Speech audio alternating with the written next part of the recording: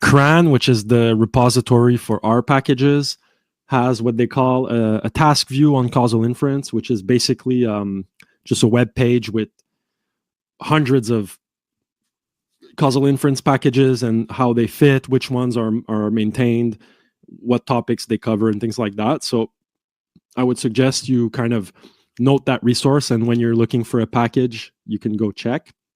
But I'll share a few of them just quickly. So obviously, like, if you're familiar with causal inference, you know that one way of doing causal inference is kind of to use the identifiability assumptions, and when the assumptions are verified, you can kind of interpret a regression model parameter as a causal effect estimate.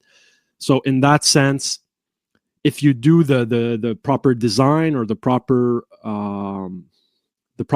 work before, you can just use the basic stats LM function or GLM function, and you can interpret the parameters as causal effect estimates. But again, this is in very specific cases. Usually, we can't just do that. We need to use more advanced methods. So let's go over a few.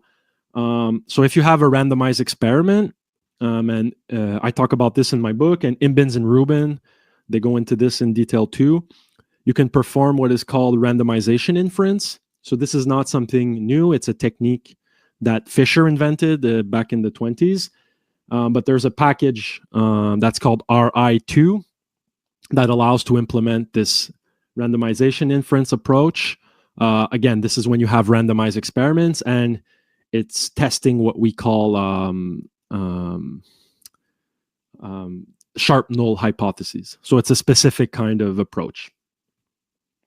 Then we have methods that are called the G-computation methods that use conditional outcome regression models. So a bit of a mouthful, but basically it's again based on regression, but it's not just a simple regression. There's some weighting and some other tricks that they use to kind of estimate the causal effect.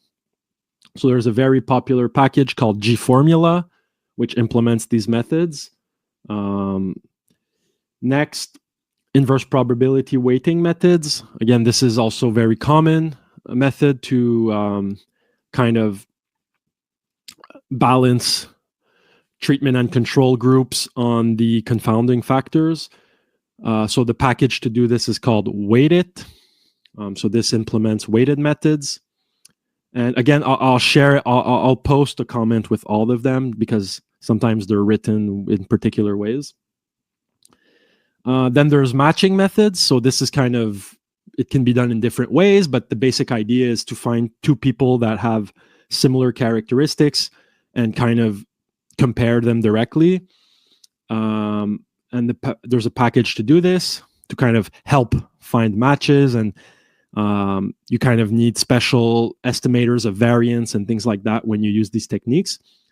So the package is called Matchit. So this package kind of handles this for you. Instrumental variable methods. So this is a technique that's used a lot in econometrics, but not only in econometrics. There's a package called IVReg. So this is kind of to help implement these methods.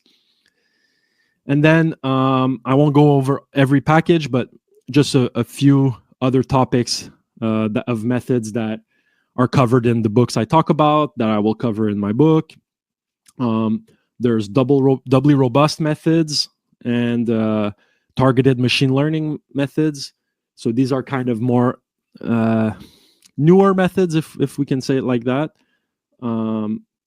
Then there's also differences in differences, which is popular in econometrics. You can also use specialized packages to do mediation analysis, right? So when the effect does not impact the outcome directly, or not only directly, but through a third variable, that's called a mediator. So there's dedicated packages to do that.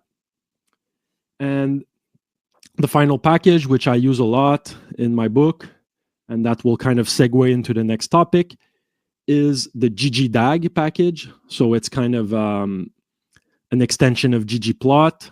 the popular plotting package in R that allows to draw computerized DAGs, so DAGs, directed acyclic graphs, that kind of are a very useful tool for causal inference.